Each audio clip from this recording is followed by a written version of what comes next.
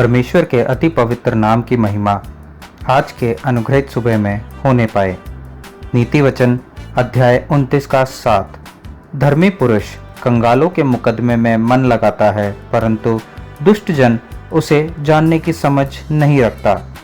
अनुग्रहित वचन के इस भाग में से दूसरों को जानने वाले बने, इस विषय पर आज हम मनन करने पाए।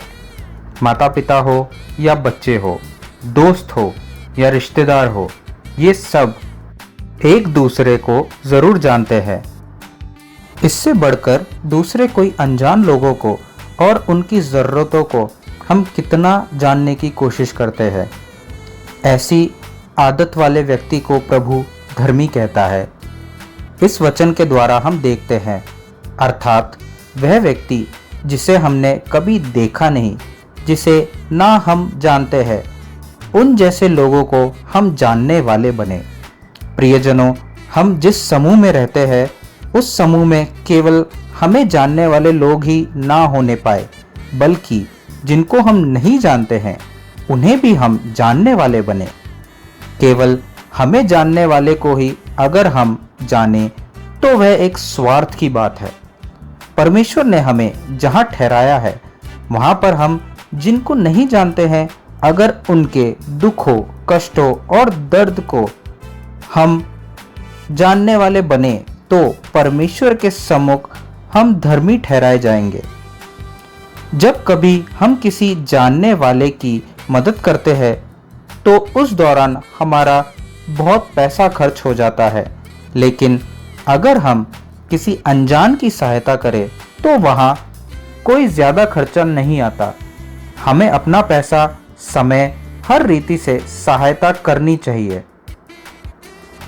मैं यह नहीं बोल रहा कि हमें खर्चा करके सहायता नहीं करनी चाहिए, लेकिन कभी कभार अनजान लोगों की भी सहायता करनी चाहिए, क्योंकि उससे उनको काफ़ी मदद मिलती है और उनका भला होता है। ऐसा करके उन्हें पहचानने के लिए हमें ज़्यादा खर्चा नहीं करना पड़ता। कभी कभार दुष्टता, धोखाधड़ी, ऐसे भाव के कारण अनजान ज़रूरतमंदों को हम पहचान नहीं पाते। इसका मतलब यह नहीं कि अनजान ज़रूरतमंद वह नहीं है। आज सुबह परमेश्वर से हम प्रार्थना करें कि कोई अनजान ज़रूरतमंद जिसको मदद की ज़रूरत हो, परमेश्वर मुझे उसकी ज़रूरत के बारे में बताकर उसकी मदद करने का एक अवसर दे। पढ़े हुए वचन के शुरुआती भाग को मैं एक बार फिर से पढ़ना चाहूँगा। वहाँ इस प्रकार लिखा है, धर्मी पुरुष कंगालों के मुकदमे में मन लगाता है। प्रियजनों, जब हम किसी अनजान की सहायता करते हैं और वह हमारे लिए ज़्यादा खर्चीला नहीं होता, लेकिन अगर हम उस अनजान के नज़रिए से सोचें तो वह उसके लिए एक बहुत बड़ी मदद होगी। कुछ दिन पहले की बात है, अखबार में एक समाचार आया था। एक माँ अपने छोटे बच्चे को लेकर अपने गांव को पैदल जा रही थी। काफ़ी दूर चलने के बाद उस छोटे बच्चे को प्यास लगी। उस माँ ने करीब 8 किलोमीटर तक चलकर पानी ढूंढने की कोशिश की, लेकिन तब तक वह बच्चा मर चुका था। जिस रास्ते से वह माँ और बच्चा जा रहे थे, उसी रास्ते में कितनी गाड़ियाँ गई होंगी, कितने लोग गए होंगे, कितने लोगों के पास पानी भी होगा, लेकिन उस औरत की उस अवस्था को, उसकी पानी की आवश्यकता को कोई नहीं जानता था। इसी कारण उस बच्चे की मृत्यु हो गई। वहाँ पर जाने वाले लोगों में से अगर किसी को भी ये पता होता कि ऐसे कोई प्यासा है तो शायद वह रुकता और एक नहीं 100 लीटर पानी वहाँ पहुँचा देता, लेकिन किसी को पता नहीं था, इसलिए वहाँ पर एक मृत्यु हो गई।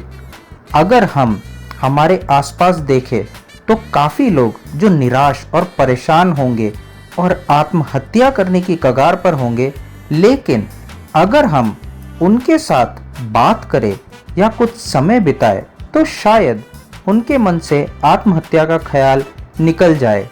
लेकिन यहाँ पर परेशानी ये है कि हम ऐसे लोगों को पहचान नहीं पा रहे हैं।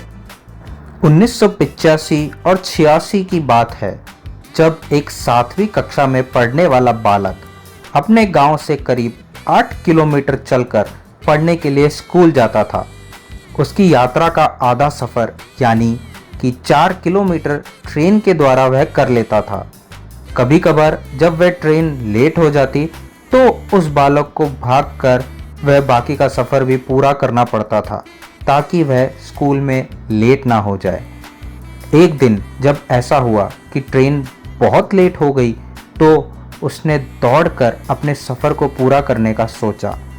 जैसे ही उसने दौड़ना शुरू किया, कुछ दूर पहुंचते ही उसने देखा कि ट्रेन का सिग्नल हो गया और वह प्लेटफॉर्म पर आ रही है। बिना कुछ सोचे वह वापस स्टेशन की तरफ दौड़ लगाने लगा, लेकिन उसके पहुंचने से पहले ही ट्रेन ने स्टेशन छोड़ दिया। फिर भी उसने दौड़ना नहीं छोड़ा।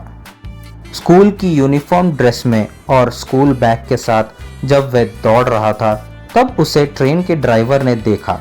ड्राइवर ने इशारे में पूछा, बैठना है क्या? तब वहां उस बालक ने इशारों में हाँ बोला और ड्राइवर ने ट्रेन को धीमा कर दिया और देखता रहा जब तक वह चढ़ नहीं गया। वहां पर लोगों ने उस ड्राइवर को उस बच्चे की सहायता करते हुए देखकर उसके अच्छे मन को सराहा। ज़माना नया हो या पुराना, भले लोग पहले भी थे और हमेशा रहेंगे। यानी समय कैसा भी क्यों ना हो, पर लोगों की ज़रूरत को जानकर उनकी मदद करने वाले लोग, चाहे कैसे भी समय क्यों ना हो, किसी भी परिस्थिति क्यों ना हो, वह हमेशा रहेंगे। इसलिए आज हम भी उन्हीं लोगों में से एक होने पाए जो दूसरों की अवस्था जानकर सहायता करने पाए। आप सबका दिन अनुग्रहित हो।